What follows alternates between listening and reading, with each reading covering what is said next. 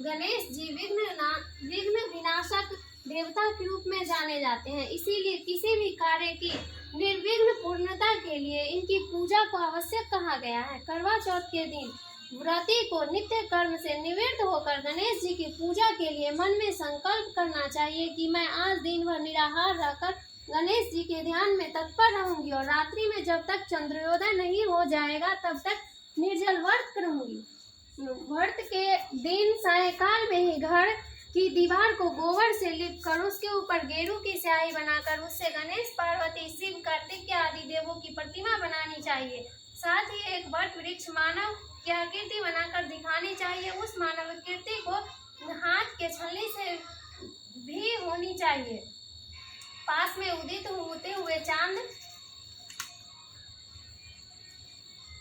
की आकृति भी उस दीवार पर चित्रित करनी चाहिए। पूजन काल में उस प्रतिमा के नीचे दो करवों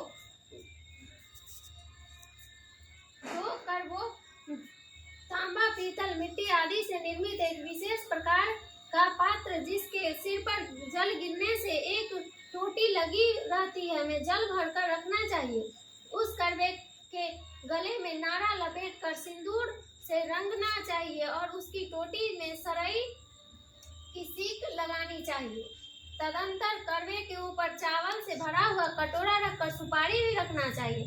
नैवेद्य के रूप में उस चावल का बना हुआ लड्डू, घी, शक्कर आदि मिलाकर बनाया हुआ लड्डू, जिसे बोलचाल की भाषा में शंकर पिंडी भी कहते हैं, रखे। इसके अतिरिक्त प्रतिमा के पास खीर, पूरी, चावल के आटे में उड़द की पीठी भरकर पकाया हुआ पकवान भी नैवेद्य के रूप में अर्पित करें। इसके अतिरिक्त ऋतु फल के अनुसार सिंघाड़ा, केला, नारंगी, गन्ना आदि जो कुछ भी पदार्थ उपलब्ध हो उसे अर्पित कर भक्ति पूर्वक कथा श्रवण करें।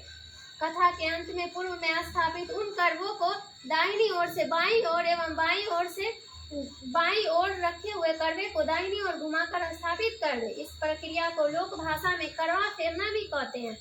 इस प्रकार विधि विधान पूर्वक पूजन करने से व्रती के ऊपर गणेश जी की प्रसन्नता होती है और उसके फलस्वरूप उसे मनोवांछित फल की प्राप्ति एवं अखंड सौभाग्यता मिलती है। कथा निम्नलिखित प्रकार से है।